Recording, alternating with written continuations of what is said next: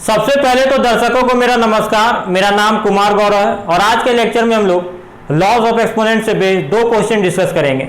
तो चलिए समय ना बर्बाद करते हुए आज का लेक्चर हम लोग शुरू करते। तो आज जो दोनों क्वेश्चन है उसमें हम लोग को क्या करना है, के का वैल्यू फाइंड आउट करना है। आप जनरल कंसेप्ट जो लॉ ऑफ एक्सपोनेंट का उसको लगा के भी बना सकते हैं, टाइम लगेगा पर बन जाएगा। एक नया कंसेप्ट आज को आप लोग को सिखाने का आज हम कोशिश करते हैं। तो वो नया कंसेप्ट क्या है, इस दोनों क्वेश्चन को बनाने के लिए दो कंसेप्ट आपको आना चाहिए। पहला कंसेप्ट क्या है, सपोज करते हैं कि एक रिलेशन है जिसमें आपका एलएचएस और आरएचएस दिया हुआ है। तो एलएचएस और आरएचएस दिया हुआ, अब एलएचएस और आरएचएस किस फॉर्म में दिया हुआ है, या तो प्राइम नंबर का प्रोडक्ट के फॉर्म में दिया होगा, अगर नहीं दिया होगा तो उसको प्राइम नंबर का प्रोडक्ट के फॉर्म में कर लीजिए।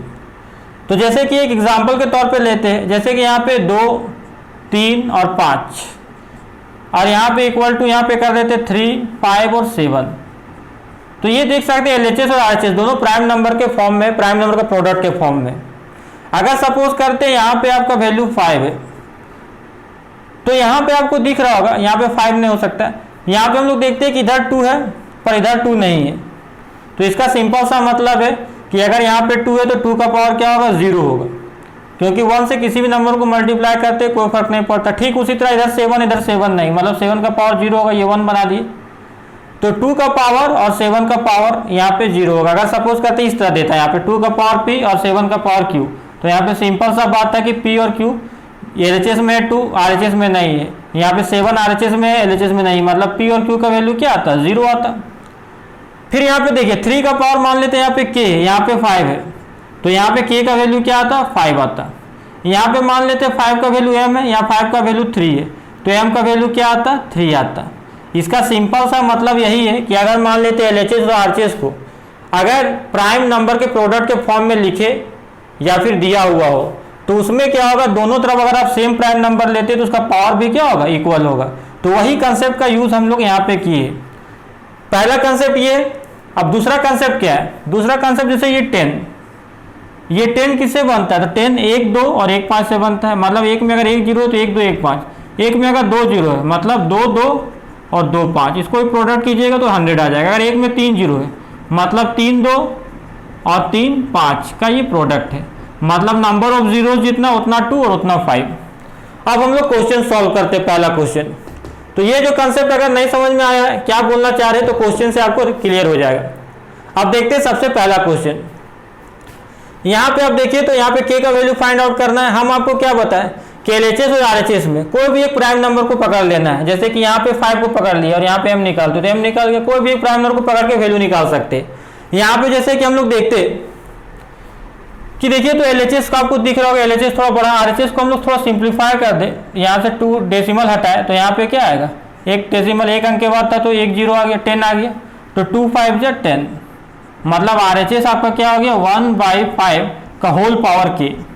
तो जब होल पावर k तो 1 का पावर k तो 1 ही हो जाएगा। यहाँ 5 का पावर क्या आ गया, k आ गया।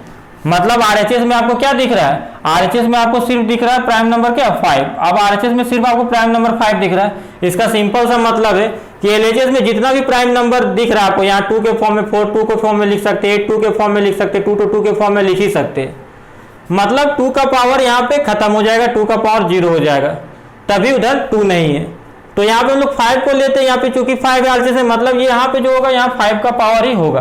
अब हम लोग उसको बनाते हैं, 5 का पावर को समझते हैं और 5 को ही देते हैं, 5 को कंसिडर करते हैं कि 5 कहाँ पे। यहाँ पे देखिए तो जैसे यहाँ पे डेसिमल हटाते हैं तो यहाँ पे क्या आ जाता है, 100 आ जाता है, 100 आ जाता है। अब यहाँ पे आप जान रहे कि जब 100 आ गया, 4 को तो हटा देते दिमाग से क्योंकि 4 सिर्फ 2 को कंटेन करता है।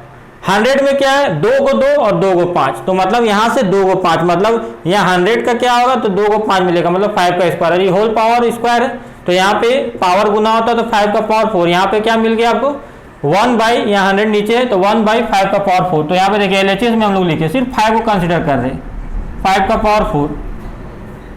उसके बाद यहाँ पे डिवाइड बाई है तो ये डिवाइड बाई आपका। उसके बाद यहाँ पे हम लोग देखे डेसिमल हटाए तो यहाँ पे 1000। हम लोग जान रहे कि ये 8 में 2 होगा और 1000 में भी 2 होगा और 5 होगा। हम लोग 5 से मतलब है, तो यहाँ कितना 0 3, तो 3 5 होगा, मतलब 5 का पावर क्यूब। तो यहाँ पे आपका 1/5 का पावर क्यूब आ गया।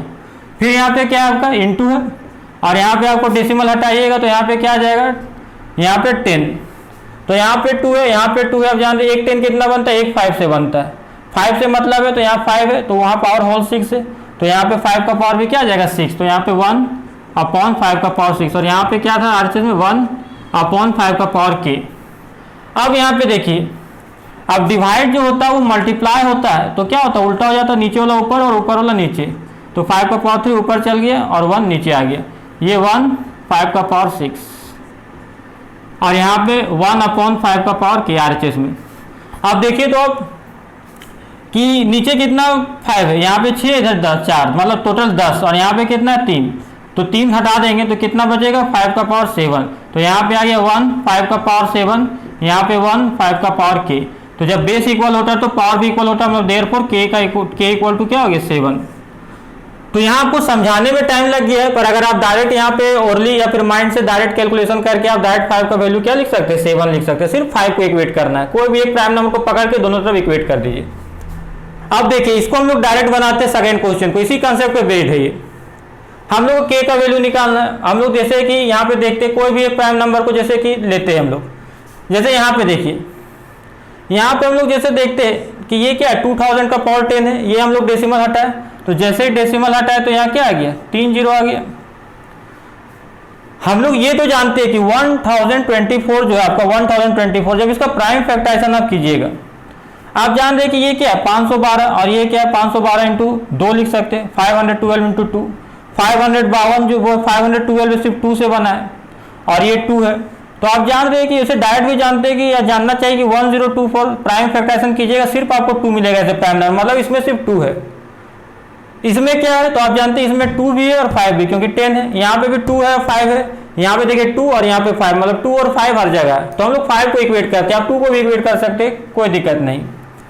तो यहाँ पे हम लोग देख सकते हैं आरएचएस में कि यहाँ हम लोग को 5 कहाँ मिलेगा, जैसे देखिए ये तो 2 है, इसको नहीं लेना है, यहाँ पे हम लोग 5 कितना मिलेगा तो 1 2 1 5, तो 5 का पावर k हो गया। आरएचएस हम लोग देख रहे हैं, यहाँ पे क्या मिलेगा, यहाँ 5 का पावर 3 मिलेगा, एक 10 में 1 5 और 1 2, 3 0 है तो 3 5 मिलेगा यहाँ पे। एलएचएस को हम लोग देखते हैं, ये पावर 10 है, यहाँ पे क्या है, यहाँ पे 1000 है, 1000 में 3 5, तो यहाँ पे 1000 में 3 5 मिलेगा, और होल पावर क्या 10, तो पावर गुना होता है 5 का पावर क्या आ गया 30 आ गया आपका। तो यहाँ पे आपका 5 का पावर क्या हो गया 30 मिला ऊपर आपको। उसके बाद आपका क्रॉस मल्टीप्लीकेशन होगा, नीचे कुछ नहीं मतलब 1, यहाँ देखिए मल्टीप्लाई होगा, बेस में पावर क्या हो जाएगा 8, तो 5 का पावर 33 आ जाएगा, और यहाँ पे 5 का पावर क्या आ जाएगा k आ जाएगा। तो देखिए बेस सेम है तो पावर क्या होगा इक्वल, तो दैट इम्प्लाइज क्या आ गया k इक्वल टू 33। तो यहाँ से आप देख सकते हैं आसानी से कि आसानी से इक्वेट करके हम लोग निकाल सकते हैं। तो चलिए अब हम लोग कल मिलते हैं, तब तक आप लोग अपना ख्याल रखिएगा।